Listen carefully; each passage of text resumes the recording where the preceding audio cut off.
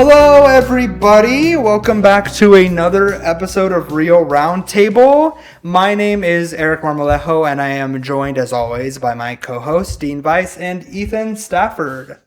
What's up, Docs? Yo, what's up? Yo. What's up, Docs? How y'all doing? How's it been chilling? Doing pretty good. A lot of shooting for Dean and I this week. Yeah, directing, editing, having to be extras, Absolutely, the whole thing. Yeah. The whole thing. A lot of. It's been really Call fun. us Scorsese because we're making absolute cinema. Absolutely. Exactly.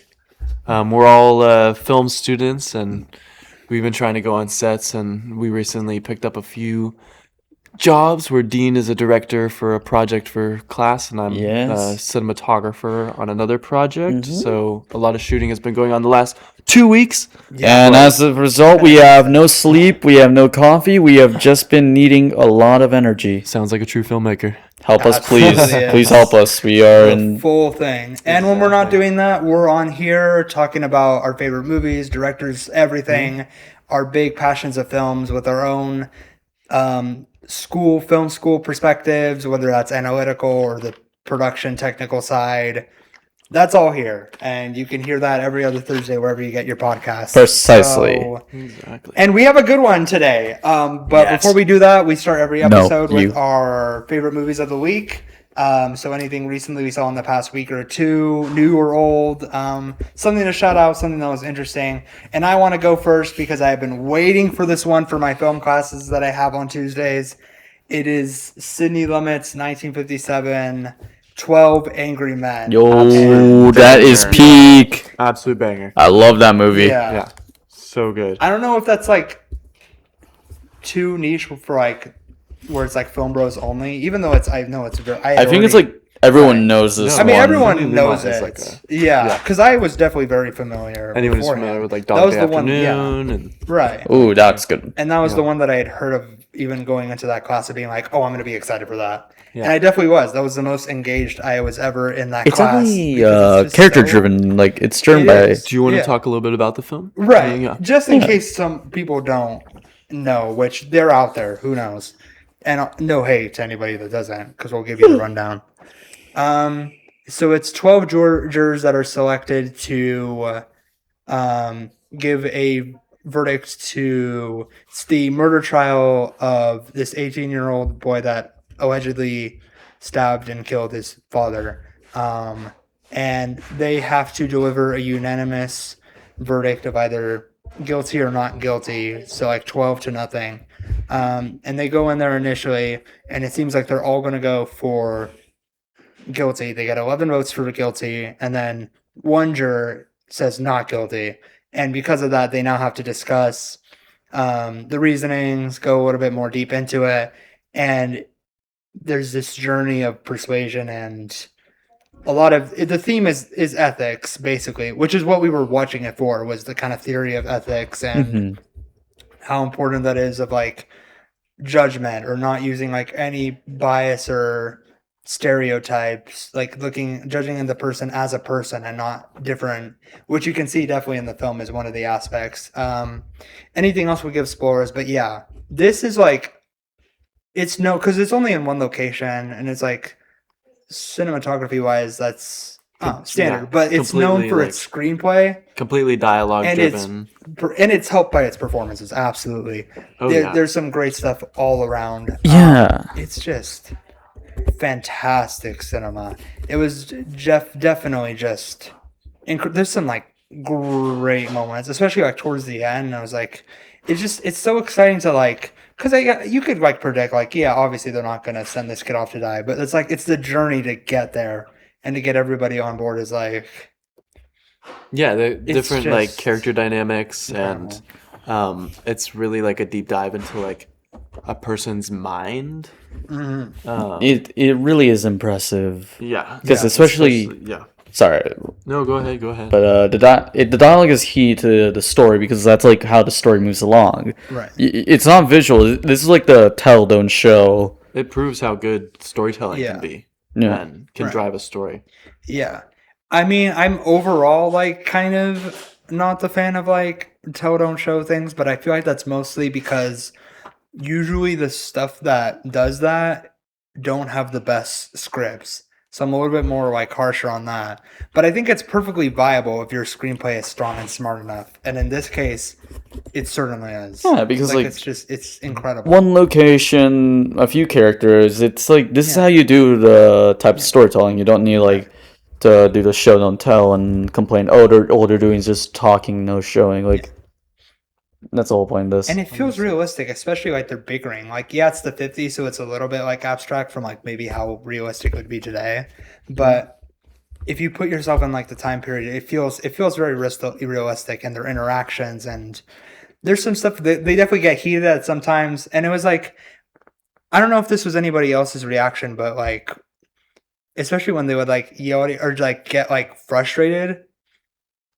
I feel like I found myself like trying not to like kind of crack up, because sometimes when things get like tense or something like that, or just the way that it gets very chaotic, it was the same way when I was like watching Marty Suprema or Nora. It's like scenes that are not like supposed to be funny, yet I find myself laughing just because there's like, so much happening. It's so absurd. So absolutely, it's absurd. Yeah, definitely. I could gush about it all day long, but like it's a great pick. Yes, it's great.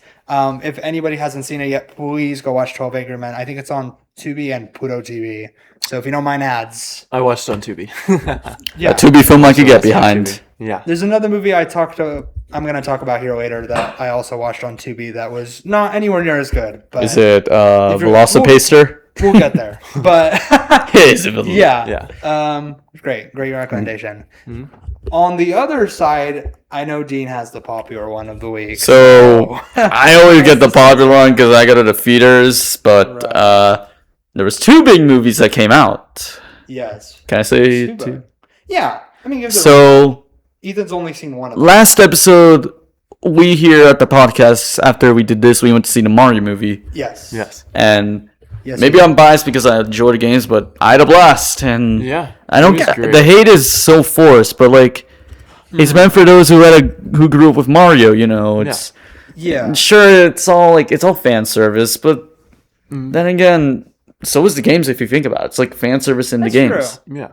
And people definitely eat it up when it's a lot of people are complaining about the story and the storylines. But like Mario is a player game. Yeah, it never really had like it's not like Sonic where like the stories are that deep. Yeah. It's just Mario had like a clear story. It's like princess get kidnapped, you gotta defeat Bowser. It's like Galaxy took that through space and had like different worlds. Odyssey did the same thing. The point is like Mario is basic. It's just I feel like the stories cannot be that deep. Yeah. And it delivered. There's a lot of outside of, for those who haven't seen the movie, I won't say, but there's a lot of like outside Nintendo references too, rather than just Mario references. And like, especially for fans that have been invested in Mario for a long time, it almost feels like a love letter to certain things.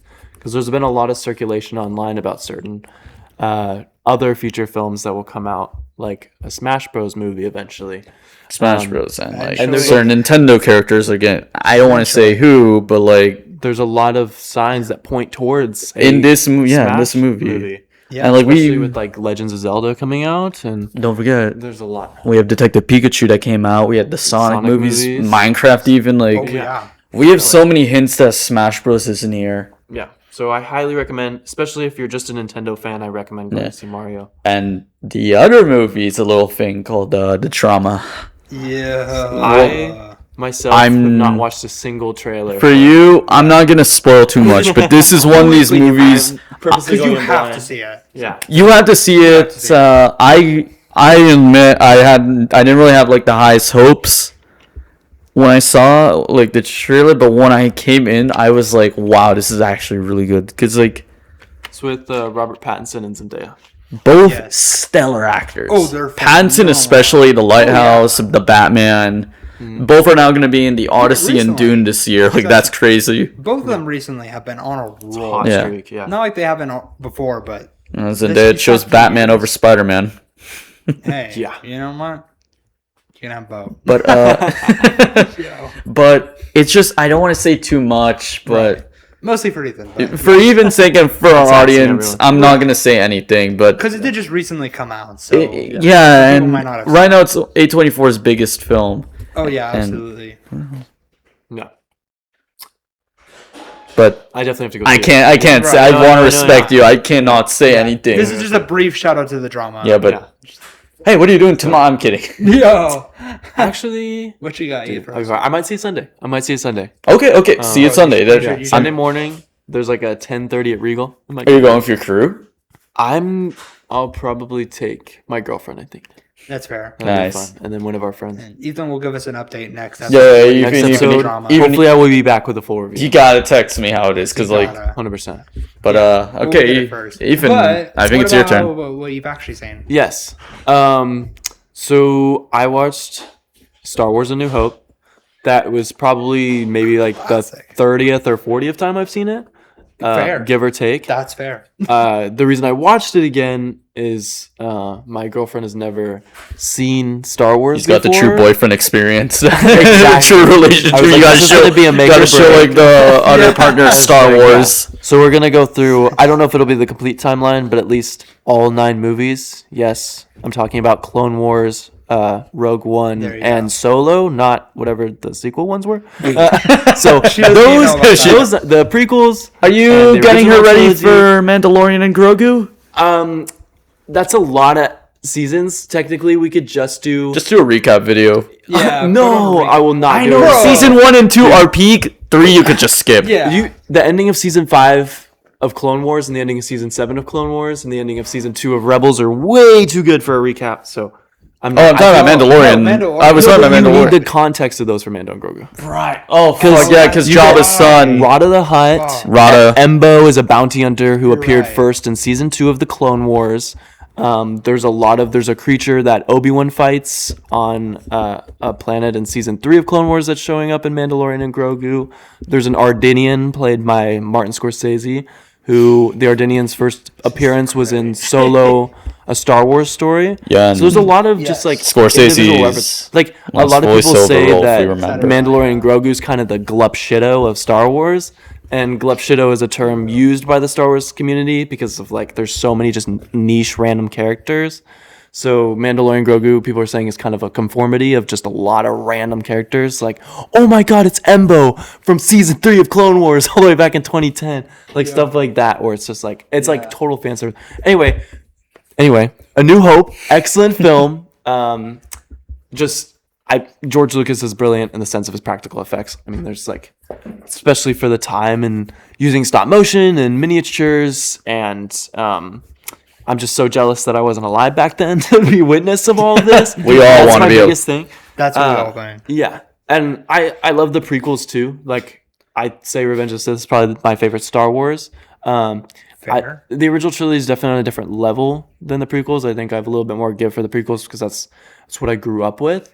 But the original trilogy is just really special in that way of how innovative it was, the good versus evil aspect that was pulled from a lot of samurai films, and it's just I always have a love for Star Wars, so I'll get back to you. We'll do Empire Strikes Back soon. So we'll do the update over there. I did actually have to rewatch the first one recently. I'm doing an individual film list of my own that I compiled on Letterboxd with like specific criteria, and the first Star Wars counted for it, so that's awesome. I did a rewatch for that, and it holds up. It's great. No, it's great. I wish they had the original cut on Disney Plus. But didn't you hear next year we're about to get like the re-release of which I'm gonna be excited. Day one, I'm going. Oh yeah. Like I love A New Hope. I love the original 3 Star Wars. They are some of the best movies of all time. Oh, 100%. I just feel like. Obviously, because people reign Revenge of the Sith as like the best one, which makes sense. And then people always talk about like Return of the Jedi for its conclusion and how that was like where it should have ended off and all that. Yeah. So I feel like the discussion for A New Hope gets shelved a lot of the time, which feels like a shame because it's really great. It's the first ever. You don't get any other Star Wars project without A New Hope. The problem is because I think because Empire Strikes Back, Return of the Jedi, the prequels, the spin-off, like they have scenes that overshadow. Yeah, I think because A New Hope falls under the trope that's like it starts the universe. Like because for MCU, not many people say, oh, their favorite is Iron Man. I've never heard for DC, Man of Steel. No, nobody ever really says anything. Mm-hmm. It's always the first film that just gets never talked about, which really shame because some of those first films are very important. Yeah. Dude, absolutely. Luckily, we do have Rogue One and 2 seasons of Andor, which were the prequel to a prequel of A New Hope.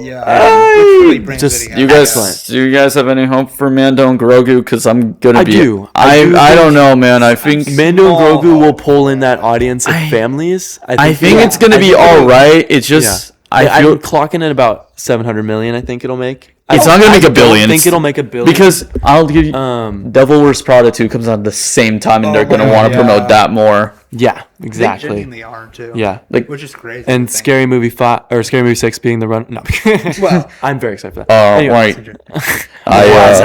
Why's that? But if you like that, you should see Naked Gun. I've been telling you so many times you gotta see Naked Gun. Yes. Have you seen it, Eric? Yeah, I've seen all of them. The recent one. Well, the recent one, because I watched it. It's so okay. I have to watch it. Yeah, it's so damn good. We're working on an apartment right now, so we'll run it. Run it. That and Inland Empire. That's our goal. Yeah, that's the goal we have. But yeah, New Hope, excellent. New Hope is cannot recommend enough. If you haven't seen it, cannot recommend enough. And it's very standalone, because it was the first. You don't really need the rest. You can just enjoy it. There's no context. As it is. No other context. Than the movie. Just a fun little, and that's how it was back in the day. So you can experience it with a little. Little nice sense of naivety, you're with your girlfriend. Yeah. But good recommendations. What's our topic today? What is our topic today? What to choose? What's the topic? Choose here? Well, second episode we discussed 3 of our favorite movies, and I kind of liked the theming there, so I wanted to kind of bring that format into other parts of the filmmaking world, and I feel like I would want to do this again for maybe some actors or stuff like that, because that's where I come from or something like that. But nowadays, if it's not the actors that are the popular person attached to a project, it's directors more than ever. Totally. Because they would always get advertised in some sense, but nowadays, even being a director, you're a celebrity. Yeah. To the point where you can even get the most random voice roles of all time. Martin Scorsese and Mandalorian and Grogu. Martin Scorsese and Shark Tale playing the Ardenian. wait, Martin Scorsese is in Shark Tale. Come on, that. Oh, that is still the peak. It's beyond peak. It's crazy, dude. It's actually. Woody Harrelson, Freebirds, just saying. Yeah. Well, I don't think he's a director. Yeah, but I just want to say Freebirds because just a shout out to Freebirds. Freebirds. But yeah, so bro went from Cheers to Freebirds. Cheers to Freebirds is crazy. But yeah, we're bringing that same format in. Each of us picked a director that we just to highlight. I don't know if it's our favorite per se, but just one that we found an interest in specifically. Yeah, just anything like that. And then we're going to give a brief overview for if you're not familiar with the specific director, even if you're familiar with some of their movies.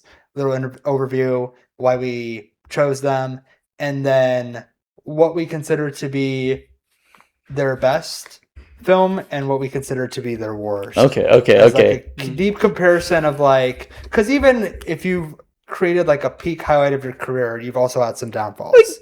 Not everyone's perfect. Not everybody's perfect. No. You have to have at least I think it's important if you have your not downfall, but your moment where it doesn't go well, because I think that's important in everyone's life. Exactly. Because you understand what okay, maybe I don't do this next time, or you just see. I think it's important. Mm-hmm. Right. Yeah, because it definitely highlights. There's room for growth everywhere. Exactly. Even though I think so, my runner-up for this was going to be Alfred Hitchcock, which I'll just say right now, because I think his best was kind of in his middle period of the 50s. I consider Rear Window to probably be my favorite of them. Actually, a unique choice. And then when I was kind of looking at what would I consider to be the worst, I feel it's more towards the beginning of his career. But I feel that makes sense because he was only finding his.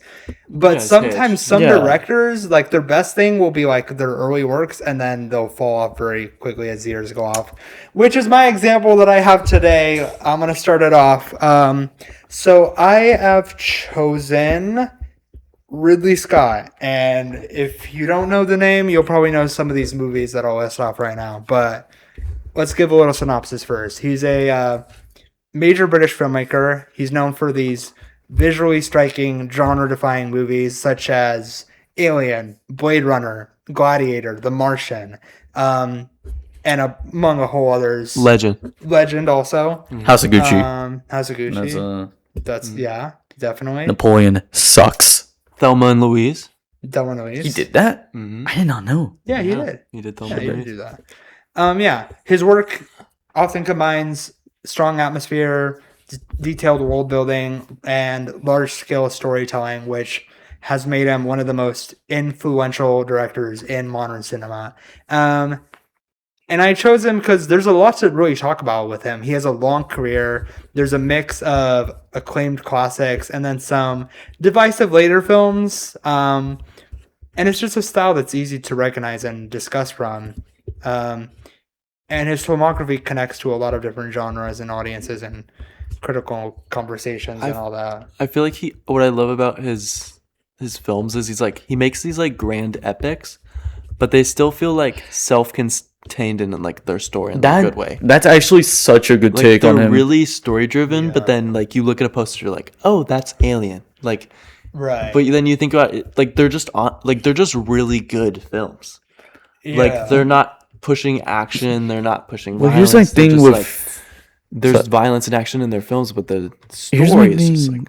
Sorry, Rob. No, go ahead. Yeah. Here's my thing with like his recent films. Mm-hmm. I think the problem is that he's still trying to hold on to like this whole idea that, because I think many directors back then who are still directing now, they at least try to explore different genres. Yeah. Really kind of holds on to like the whole, he wants to make epic violent dramas. Mm-hmm. And the problem is that, I'm sorry, I might go into a rant of Napoleon because that is bad. Now that shit was actually bad. I haven't seen Napoleon, but if you want to, it's just like, Napoleon, and he's not really seemed like a good person. I am familiar with that. I know that was Joaquin Phoenix. Like the film kind of like glazes him. They like try. It's long, right? It's very long. It changes like his backstory a lot. It makes him seem like a good person when in reality Napoleon was like literally a dictator. You're not supposed to look up. But, like the problem the film does is that it tries to make you look up to him. Yeah, and it just generally If I have to say what's another example of Oscar bait, that's it right there. Oh, absolutely. This might be the biggest Oscar bait in the world because there's no awful Oscar bait. Yeah, dude. Like, oh my God. Gladiator 2 was sort of good. Like it was good, it was but more of like a remake of the. Even though it wasn't, it was more like a remake of the. Yeah, it didn't really feel like a sequel. It felt like it just felt like a retold story. Like you could just literally call it just Gladiator and boom, like remake of the film. Like, and that first Gladiator's is so good. I don't think Gladiator's a really good movie. It didn't deserve a sequel. I remember walking out of the theater and being like, if they can pull off a third film and make it a trilogy, I don't know why I'd feel better about the second movie. Because like just having like a second movie where like, oh yeah, it got a sequel years later and it's gonna be forgotten about. But I don't know. I remember like walking out and being like, if there's a third movie, maybe it'll round it off a little bit better. Because it just felt the second one just felt a little empty. And Paul Mescal and Denzel Washington, like great actors, but it wasn't weighted. It's just like it was trying to do some style, but it forgot the substance that's needed. I have similar points to make about what I chose for his worst film, but let me get to his best first, because that one was a little bit. There was definitely some ones that I went through, but in the end, I'm gonna have to say it's got to be Alien. Gotta be Alien's a classic. Now, if we're talking about the best in the Alien franchise, it's Aliens. No, Aliens is one of my top 100 movies of all time. That's James Cameron. Yeah, so, and I did not want to have to watch Piranha 2 because, bro. And also, I don't think Aliens is his best. I think Terminator 2 is. There's just something about it. Avatar: Way of Water. Bro, no, I'm going Terminator 2. I'm not. No, Terminator 2. Last time. No, Terminator 2 is his best movie. Yeah, Terminator 2 is his best. And then he realized after Titanic, he was computers are the future. Yep, and that's where it goes. And that's what his career now.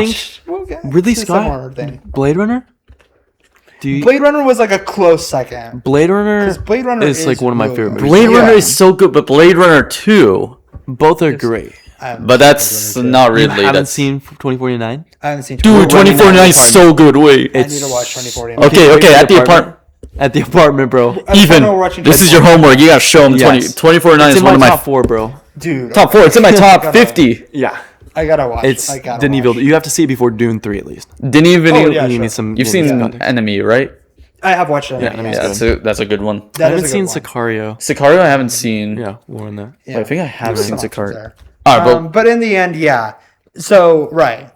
Aliens, if we're talking about that franchise, but that's Cameron. But in terms of Ridley Scott's directed features, the first Alien is right there. The horror elements in that movie? Yeah, the horror elements. The first scene with the chest burster, Oh my the face God. hugger that lays Absolutely. eggs. Dude. Absolutely. Yeah. Just. Yeah, it's just, it's a there's great some mental scenery. stuff in there that's great. Yeah. I just think it combines everything that he does so well all into one movie.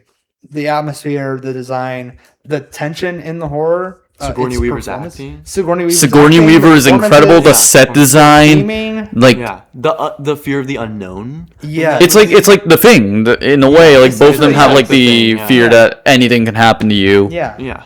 It's the movie where his visual imagination and this sense of dread and his interest in like it's set like years in the future on a like a ship, but essentially working class type characters. All of it lines up, and it doesn't feel like anything gets in the way or it's like too crowded or anything like that. It's just it never wastes any of its power. Anything. It uses its length really well. Yeah. Because it's a pretty like simple concept of like, oh yeah, this crew's trapped on the spaceship and there's a monster or something like that. But he turns that idea and he really makes it this masterclass of suspense. Like the environment, if you compare it to something like Star Wars, where everything was like, especially on like the Death Star of the original trilogy, and everything's like sleek and nice looking, like with white colors. No, and this ship is like, it's dirty, it's heavy, it looks like it's been it's meant to give you like a sense of you're not supposed to be here right now. Right. You are not like supposed to be here. Different tension. All the different like corridors and vents. Yes, the vents. And Like vents? it's built like The space fog everywhere. You're not just going through the hall of a cockpit. Like you're like, the ship feels lived in, and it feels dynamic enough. Like the set pieces, to where you feel like you're on a ship because like the walls that are round and like the rooms feel like practical. Of you would close this door to get into another room. Yes, exactly. Like it's really well done. And I feel like because of that, it just felt, the entire world just felt more believable. Because Star Wars can be very vast and all that. But Star Wars, there's something believable more about this. I think Even Star if it's, Wars like, has alien creatures. It's just has colors. So like this is like Sigourney Weaver is basically like one of the only people on the ship. The xenomorphs, the aliens, like the acid for blood, or the acid. The xenomorph coming out of the shirt. Like they're so well put together. The face hugger, like you take it off and the tail like chokes like, you. see, it's like little things. Star like Wars has aliens that are meant to like, oh wait, they seem kind of cute. Xenomorph is meant to kill you. Yeah. I still don't know how Star Wars bathrooms work. Well, it's a very funny story. You see, when the Wookiees, it's called the Wookiees and the Bees. What? I'm kidding. You're tar full of yourself. We cannot get into right now. What kind of? Oh my God! Could I actually talk about on Kashyyyk? What is the food like? Why are you asking me this? It's kind of the point. You can't know. It's kind of chewy. Bro, I'm sorry. Dude, sorry. Get out of throwing here, a joke in there. No, we like doing jokes over here. Why don't you Chewbacca the way out of here? Yeah, bro. Tar full of yourself. Yo. Oh, holiday special, aren't you? You know what I am? Crazy. You are one true Phantom Menace. You might be on thin ice for that one. I'm gonna have bro, can we watch a holiday special right now? Apologies for anybody that likes the holiday special. It's a 1.9 stars on Letterboxd. Yo, bro, there's fans. That means 1.9 people liked it. Yeah. Half of those are George Lucas's fanboys. You know what? The only fans are the ones on my ceiling, bro. Sorry, did you say only fan? What ceiling? Not yours. All right, but I think we're getting off topic. Yeah, you. Holy niche, my bad. Because the point I'm trying to make is that, like, yes, they're both sci-fi, but this just has something that, like, Star Wars doesn't. Like, there's just a believable energy to the world. And horror. And it matters because it's not just, yes, the creature's the big selling point, but it's not just about it. It's the whole theme is isolation, the corporate indifference in the ship, the fear of the unknown, especially like even in the stuff you don't see, even in just like the sounds or the ship, the crew, all of it is the same nightmare. And it's directed, I feel like Ridley Scott has this like really incredible patience with the entire runtime. Like, yeah, we get to the scares, but he's not rushing into them. He lets it like simmer in at first, which then once you get to that part, the terror feels earned instead of it just being like mechanically, oh, that's your selling point. We're going right into it. Totally. And even with the xenomorph, it's not just terrifying because of how it looks, but because there's this understanding that you're not also fully seeing everything, which is just scarier. Even that's like even more frightening than when you actually do. So it just works that well. Yeah, it works so well in all that areas. It's not just the creature feature. It's a dread film all the way too. And yeah, Ridley Scott controls that dread.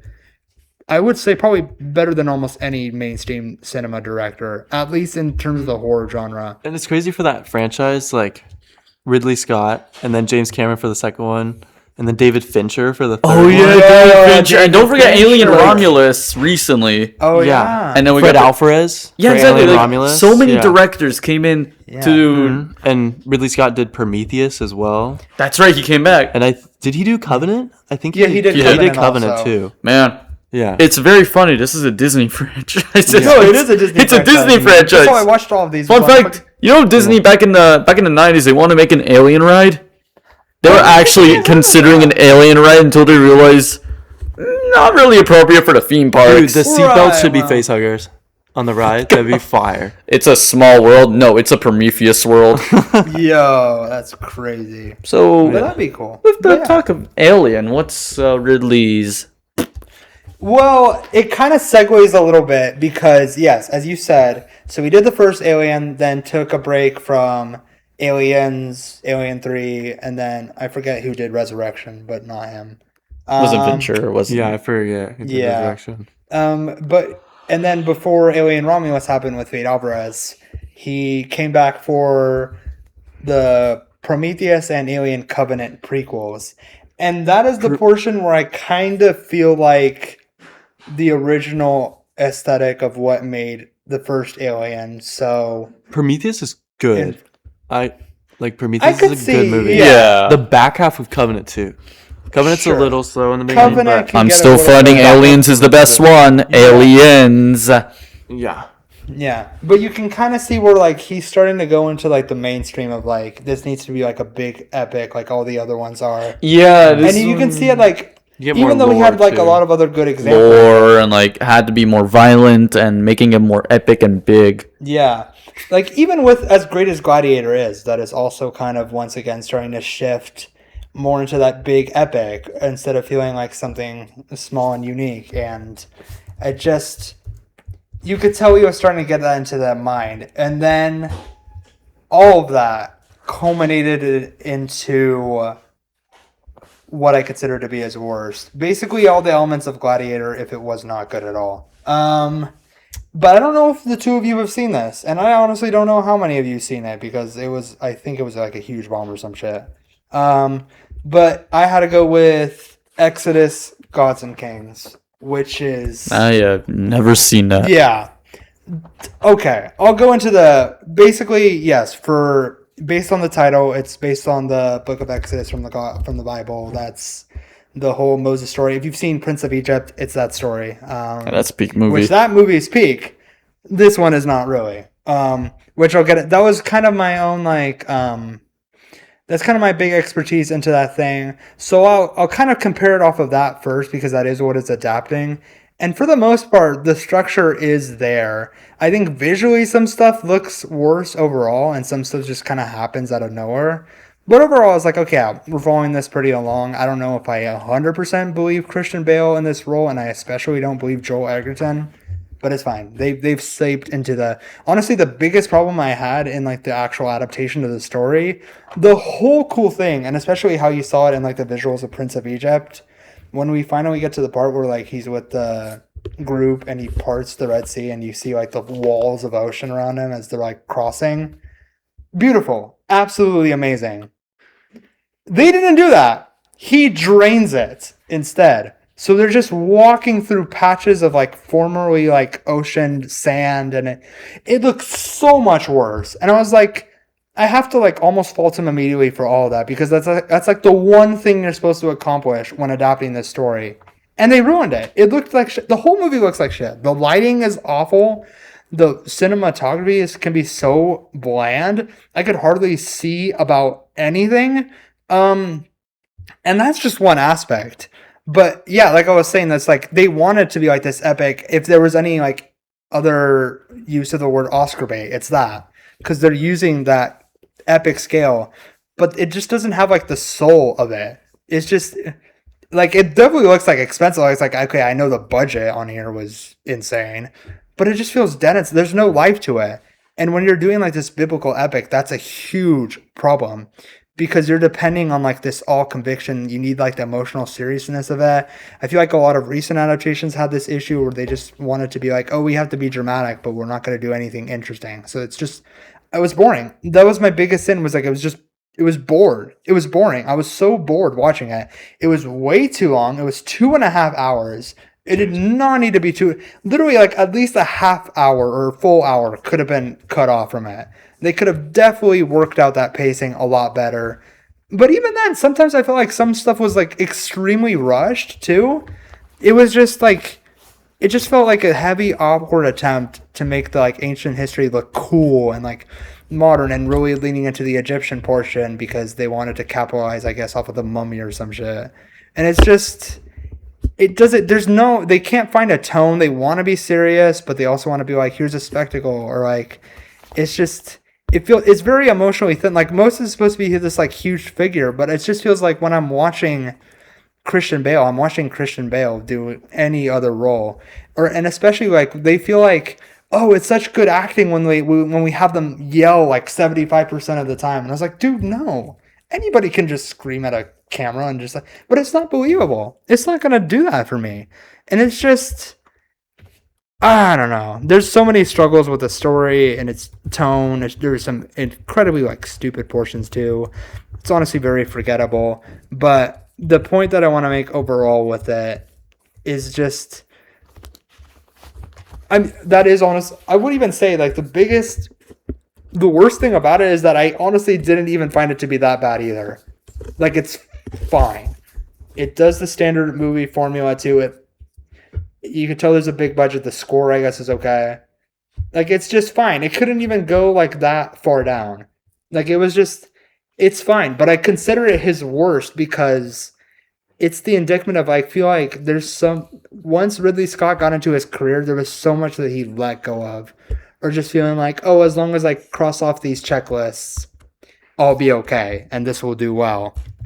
And I bring that up because it's the exact problem that I find with when we did our second episode, and I talked about Back to the Future, and we went over Robert Zemeckis a little bit. And if I was doing him, that was the one that I considered to be the best. I think Dean would say it's Roger Rabbit, but I have to go Back to the Future, and that's not just because of my bias, but even Back to the Future is still one of the best movies, but like Roger Rabbit is a unique charm, right?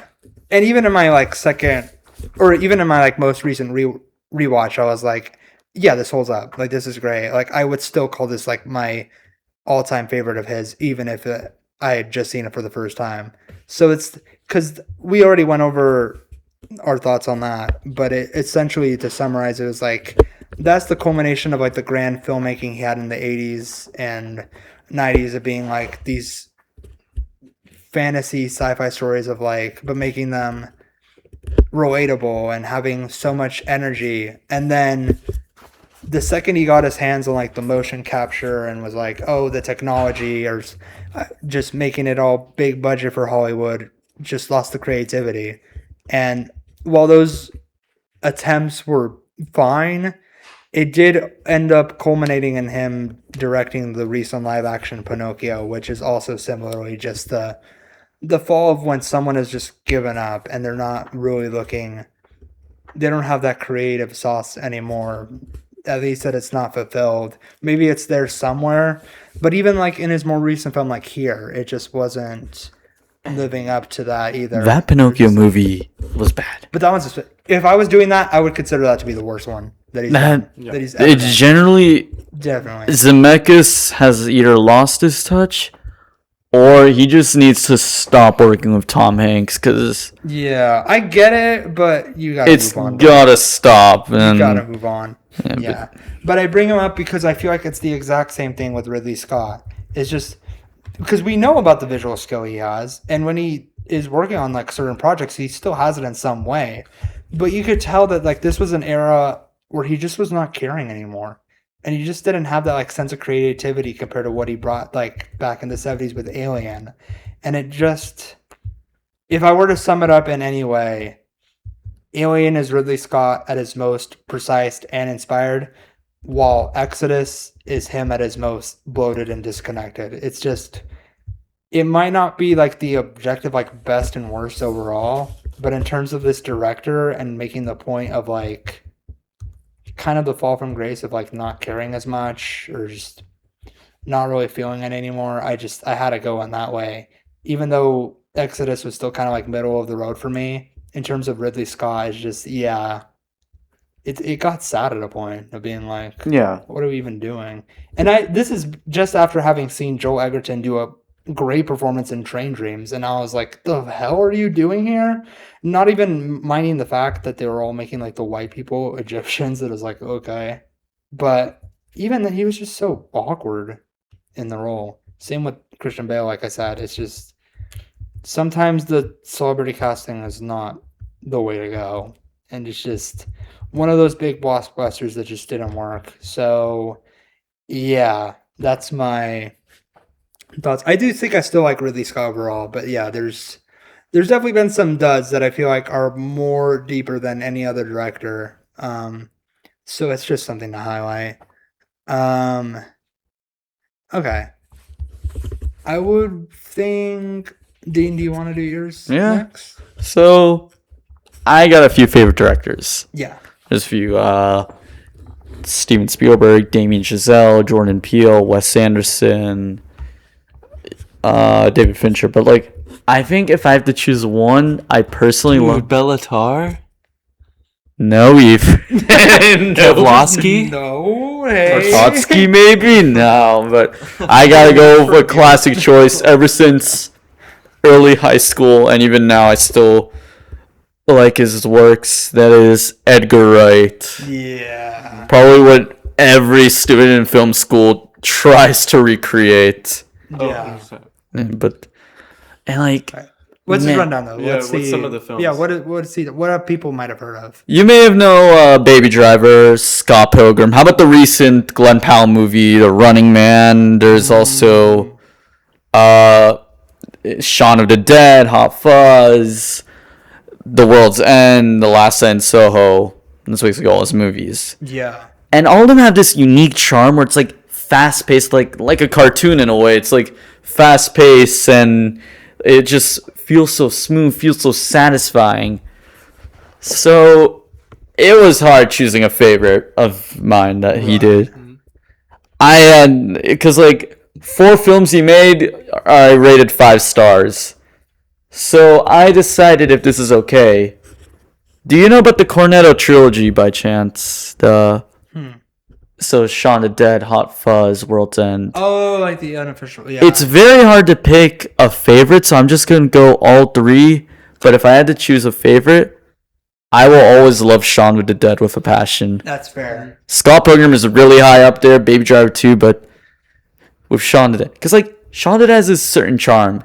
That starts off like this small like romance, like, okay, the guy's like dealing with his troubles.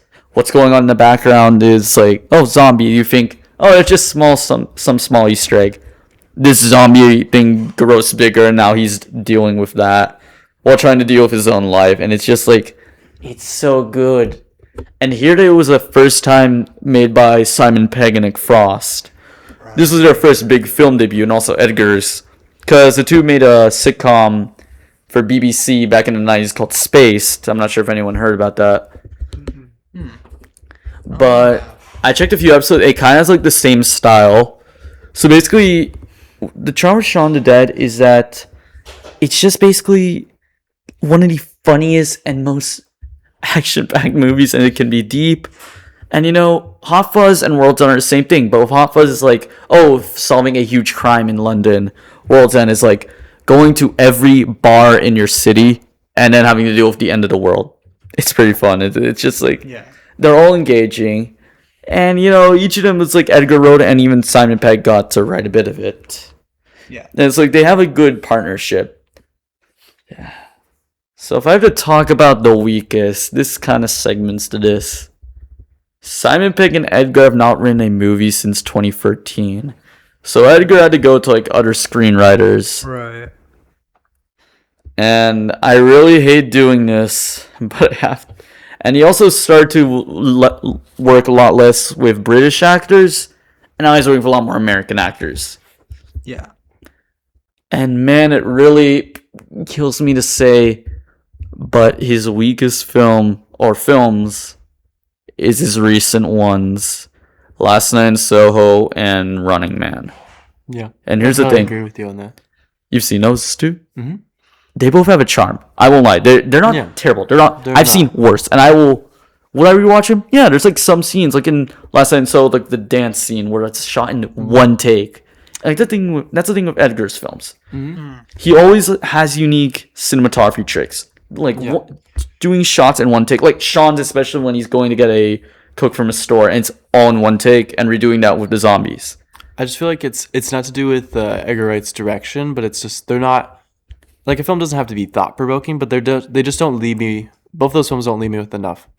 Like, I walk out and I'm like, I don't know. There's something more I wanted from both of them that I got from like Baby Driver or Baby Driver and Scott Pilgrim like are Scott two. Pilgrim feel like an identity of their own, because like have a handle on themselves. Yeah, and like those two are American films he's made that really know how to like lock in because they have a certain identity. These films, it's hard to tell. Last Night in Soho's problem is that it tries to be the most generic like big horror movie. Yeah, and an Edgar Wright horror movie would sound amazing.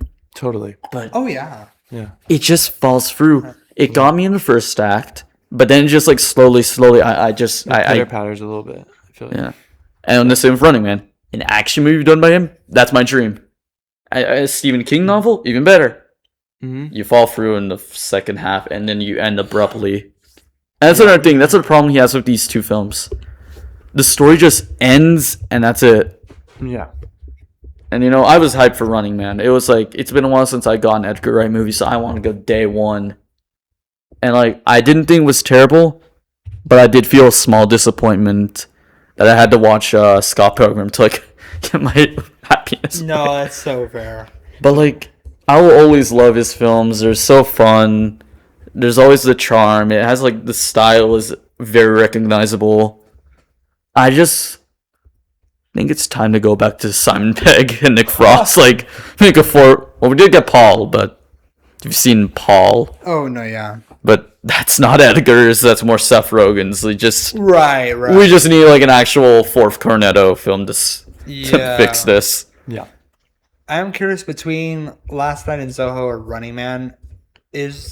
Could you think like which one is the worst of the two? I think Soho might be the worst one. What? I'd agree with you on Soho. Because Soho, I think Soho has like this idea that okay, it's gonna be a horse, but the scares are very just not there, and the scares, the idea is like fear of where you are rather than like it's like fear of your surroundings rather than like fear of what's gonna happen. It just I know there's a good story. We just don't. It's just not there. Yeah. I think that's fair. Yeah, that's fair. Yeah. Thank you. Yeah. And then Ethan, what do you got? So, my all-time favorite director would be Drum roll. Stanley Kubrick. Ooh, okay. All right. Good choice. I like good that. Choice. All right. Stanley Kubrick, I'm going to start off by saying, like, all of his films are just so masterclass. And, like, he adapts a lot of things from a lot of different stories, a lot of different screenplays.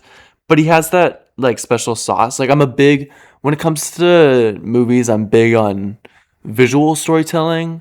And I'm big on the mise en scène. Yeah. Everything that's in the frame. Especially, And Kubrick, it's just, yeah, his films are going to be talked about till the end of time.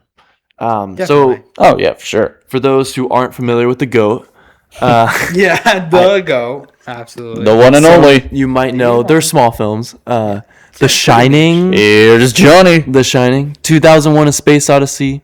Eyes Wide Shut. Barry Lyndon. Paths of Glory.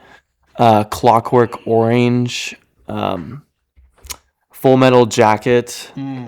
That's a good and Doctor Strangelove. Not the MCU one. Yeah. Not Doctor the Strangelove. no, Benedict Cumberbatch doesn't show up in that. Yeah. Just so nobody's confused. Don't be expecting any Benedict in that one. But Penguins. And he has some earlier films that I haven't seen, like The Killer, and he also has Spartacus and Spartacus. Right. Loretta, I think it is called. Loretta. I think so. But yeah, like all those films that I just mentioned, especially the bigger ones, they're so different from each other.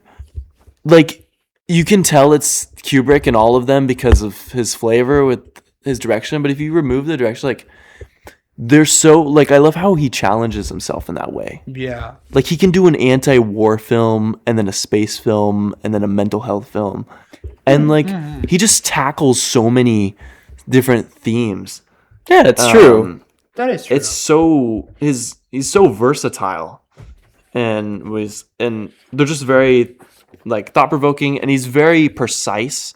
He'll go for 100 takes if that's what it needs for the shot. He has an obsession over detail, and he pushes his actors in unusual performances, and I love his use of the like anamorphic lenses and like the wide angles that he captures, especially that captures like when it almost looks like everything. a third person shot where it's like back and over the shoulder from especially someone. with The Shining, it's used a lot more prominently to give like more fears of that hotel. The Shining was the first thought that popped in my head.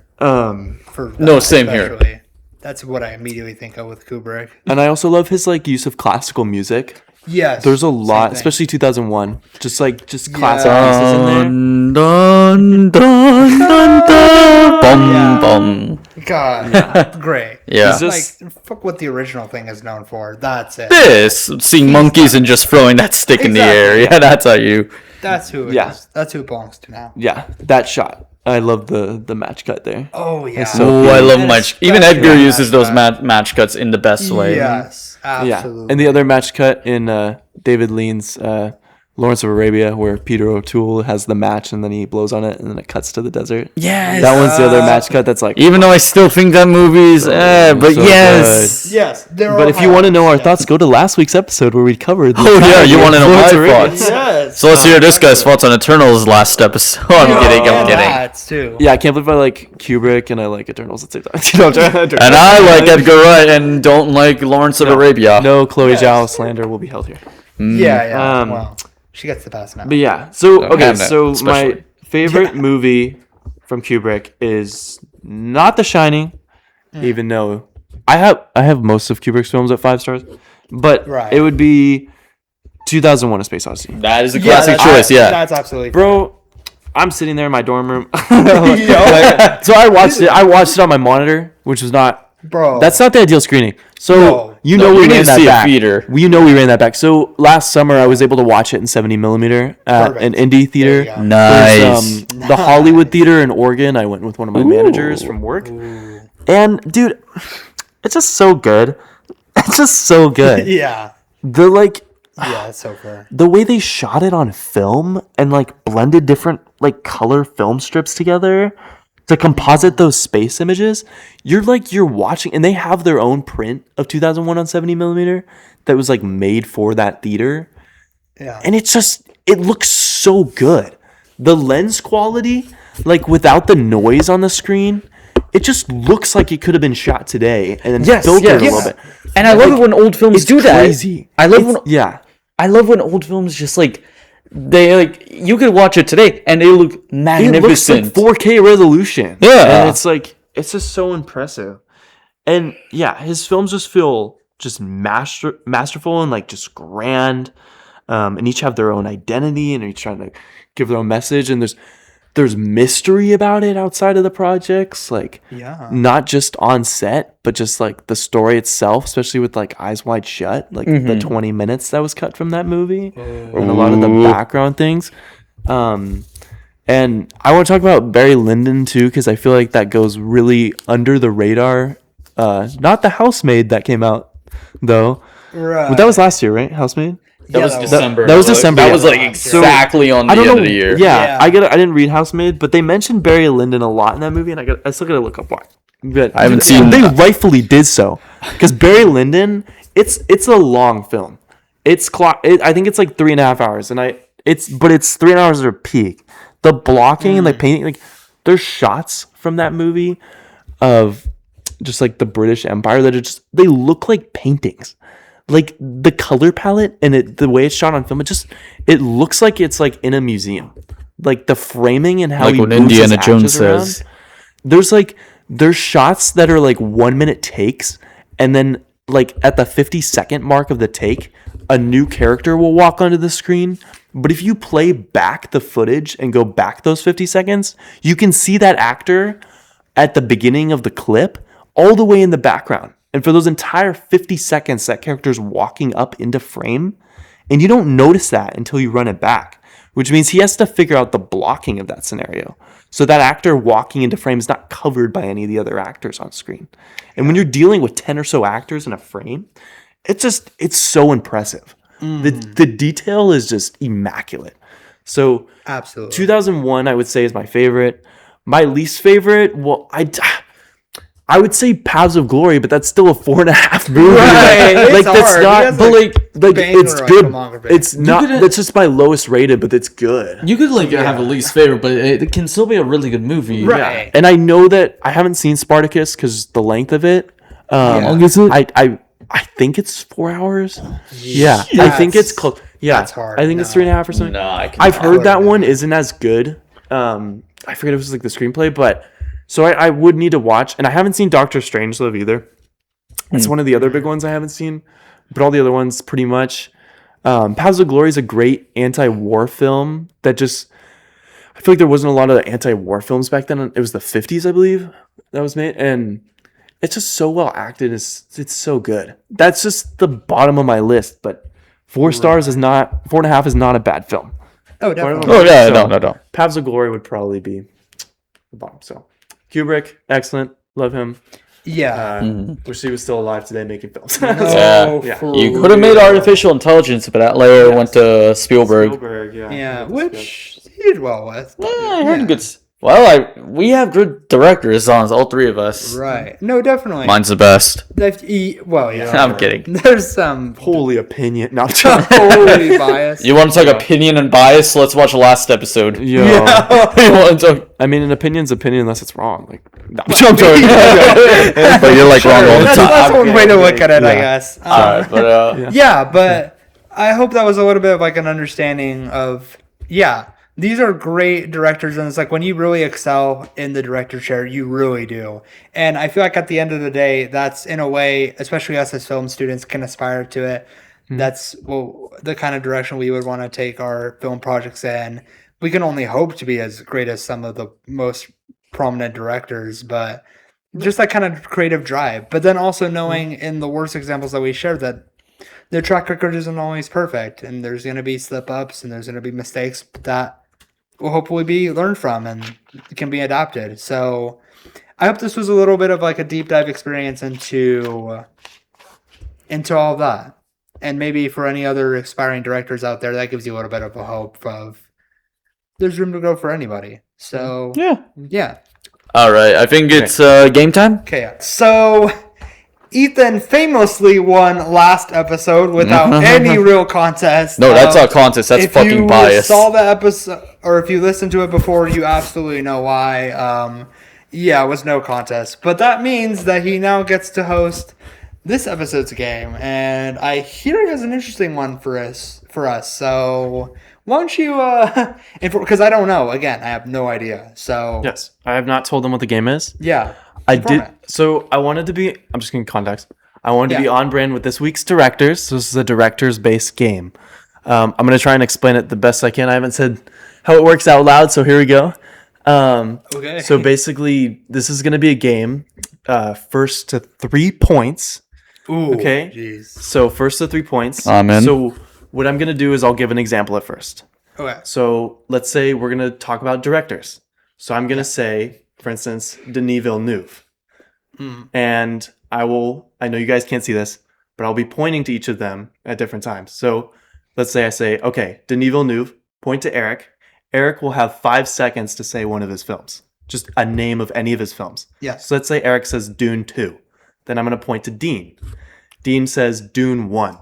Then I point to Eric. Eric says Blade Runner 2049. Then I point to Dean. Dean can't come up with an answer. In 5 seconds, Eric gets a point. Okay. Oh, okay. I actually want to do this. The other thing that you have to remember is if I'm pointing to Eric and Eric doesn't say a film, but he still is within those 5 seconds, and Dean tries to talk over Eric, Eric gets a point. Okay. Because I'm not pointing at Dean. Oh. So there's that. Okay. You can't speak over the other person. Right. You have to wait until I call on you. Ooh, and I if you that. say the same movie again, obviously the other person gets a point. So I have a list of 6 directors on my phone, and I'm going pretty mainstream here with the TikTok taste, pretty much. Okay. Just our casual losers. Yo! Hold on. So you went. You did not have to say that. What the heck? Gonna rage rate the audience now? We're rage rating. We're at the rage that one guy did call me kid, bro. You're almost 20, man. That's crazy. But anyway. Holy Freudian slip up. So we're not okay. There's gonna be like no Fritz Lang. There's gonna be Ingmar Bergman. There's gonna be like Kairoshi Kurosawa. So just these are gonna be. I looked at your guys' movies, and these are gonna be directors you know. Yeah, like Tartatsky, we could do another time, but just yeah, exactly. I want you guys to know these directors in a perfect. And a lot of these directors, like why I use Denis Villeneuve as an example is because he has a lot of films. There's only a certain amount. Right. Where a lot of the directors I chose, some of them have like 20 films. Yeah. So we could go back and forth for a little bit. So let's start. We're gonna go. Okay. So good luck, you guys. Good luck. This seems very fun. All right. So I'm excited for this. Since this is gonna count for a real point, but this will be the most basic starter round for it. I'm gonna go point to Eric first. Okay. And basically, I know you guys can't see this, but I'm on my fingers. I'm gonna go 1, 2, 3, 4, 5. 5 seconds. Eric has to come up with one of the films. Okay. Here we go. You guys ready? I think you can do this. Good. All right. Full point, 5 seconds. Point, 5 seconds. Keep going back until one of you either can't think or talks over the other person. All right. Okay. I think I can do this. So you guys got all the rules? Yes. Yeah. Okay. So the first, and don't start until like point. Right. Okay. Right. Make sure to do in some point. Yeah. Okay. First director, because I already talked about him. We're going Stanley Kubrick. I'm gonna give you 5 seconds just to think in your head. Okay. 1, 2, 3, 4, 5. Eric. The Shining. Dean. Eyes Wide Shut. Eric. Paths of Glory. Dean. Barry Lyndon. Eric. Full Metal Jacket. Dean. 2001: Space Odyssey. Eric. Ooh, I feel like we just talked about all of them. Which one? Spartacus. Okay. You did say Clockwork Orange. Eric. Oh fuck! I think they already said Barry. Yeah, I'm gonna be so honest. I'm not very locked into the filmography, but The Killer. No, yeah, he gave it that. Dr. Strange. I haven't. Really, maybe this will get me flamed. I have not seen a single Stanley Kubrick movie in full. What? No. Dude, seriously? The Shining? No, I told him that. Like, Shining's the one everyone has seen. Yo, what? Okay. No. And I know. I think I've seen a lot of clips of Full Metal Jacket, obviously The Shining. But I think I mentioned it before. I used to be very shit with my movie watching, and I'm only just now getting to a lot of things. And he's just a director. I think Paths of Glory was one of the movies that I could have screened in a film class, but we instead chose to watch Charlie Chaplin's City Lights, which is that's a great film. I mean, that's a really good one. But yeah, that means we didn't watch Paths of Glory. So what's the next director? Okay, so Dean has 1 point, Eric 0. Fair. And it's the first to 3, right? Yeah, right. It'll be first to 3. Yeah. Okay, you guys ready? I'm gonna give you 5 seconds again after I say the name to think, and then we'll go. I'm gonna start with Dean this time because he got a point. All right. So whoever gets the point, I'm gonna start with you. All right. Okay. Okay. think McConaughey, because we're going to go Christopher Nolan. Ooh. 1, Oh my 2, God. 3, 4, 5. Dean. Inception. Tenet. Oppenheimer. Dark Knight. Interstellar. Batman Begins. Was that him? Okay. Dark Knight Rises. Oh fuck. Oppenheimer. I think I said Oppenheimer. Did Did you? I think you said Memento. Dementia? I said Memento. Oh. Shit. I know his other. But you said Inception. You said. Oh fuck, dude! I'm doing bad at this. What else is? Well, can we count the Odyssey because even though it hasn't released yet? Should we? I mean, we haven't seen I'm it. not counting it. Oh! It hasn't come out yet. Plus, it was 5 seconds. Oh. Sorry. Wait, I swear, Dude, I swear I said Oppenheimer. Like, Okay, I think maybe you I did didn't- say. I think I Oppenheimer. did say Oh, Oppenheimer. sorry. Oppenheimer. Wait, No, you're because good. I definitely know a whole lot more off my head. Prestige. Now I'm Prestige. blanking. Yeah. Prestige. Prestige. No, because I definitely.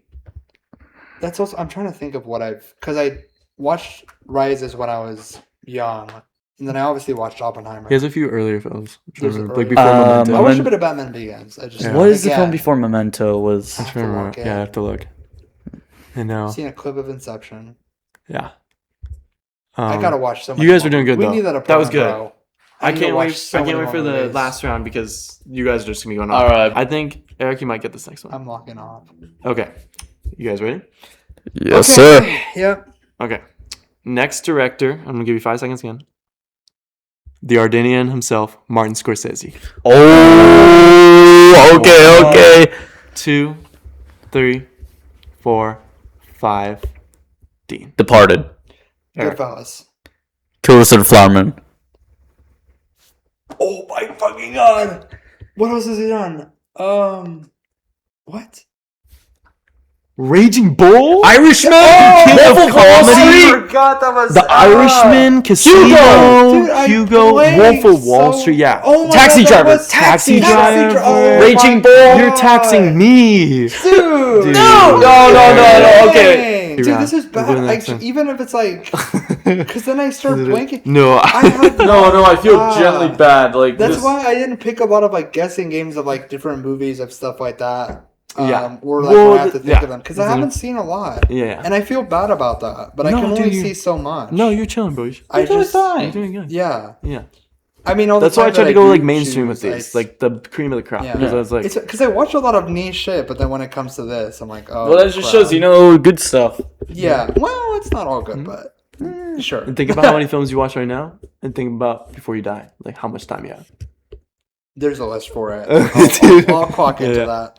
Okay, Ah. part of the fun. That's the thing is that once you reach a certain point. Yeah, it gets tricky. It gets tricky. Damn. Okay. But we hey, got- I'm the one that still likes PTA over Ethan. Yeah, I will always love PTA. I still win in that regards. yes. Okay, Dean, you won the game. You'll be choosing the game for next week. Yeah. Well, all right. Congrats, Dean. I'll give Yeah. that to you. You haven't You'll won one in a while. game since next Not week. since the first episode. Yeah, so- next so week or our Whatever next you got- episode. Or Well, next time- episode, yeah, next whatever you got episode. for us. All right. I'll be excited. All for right. this, dude. Yeah. I hope you good. guys liked my little game. Yeah. It And was I good. no, That was a I fun really one. like it. We gotta do that again Yeah. sometimes, We like gotta, in yeah. general, I even was off the thinking about that. podcast. Well, Well, all right. cool. I think We that's did it. good with that. That was Yeah. a good. That was a good That was run. great. Yeah, Good we'll job. run Tarkovsky next time. Next time we'll do that Tarkovsky. We'll do the full Tarkovsky, watch and Yeah. we'll also do. It'll be P. Oh, we didn't do Jordan Peele, Dan Jordan Peele would have been a good one too. 3. and like they're all 3 peak. Yeah. Yeah, all Well, three, they're they're big. big. Oh, yeah, I definitely wanted to try Well, and if you do count. directors Yeah. that were like the length. Don't worry, we'll do Ethan Stafford's films next, like his 1-minute film. I appreciate it. One Yeah. day, We'll run that back. bro. We'll put Dean's in too. The Dean. The Evening. The Staffording. The Stafford Okay, there we Green. go. The That works Stafford better. Green. Full name linked on the internet? Question mark. No, I'm joking, I'm joking. I know, I'm What do you joking. mean? What are you talking about? No, that's very good. But yeah, we're good. Lock it in.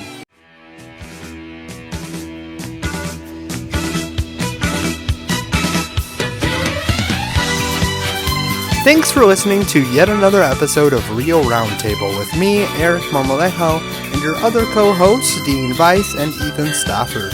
We hope you enjoyed hanging out with us.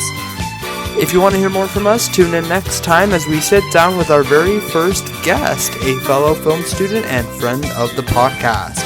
You can follow the show on our socials, which you can find on Instagram and TikTok, and check the episode description for all the films we mentioned today. You can also find our social links down there as well. We'll be coming to you every other Thursday, so be sure to follow our show and tune in at that time wherever you get your podcasts. And if you like what you heard today, send it to your friends and family for them to tune into as well. That's all for this round. Thanks for listening, and that's a wrap.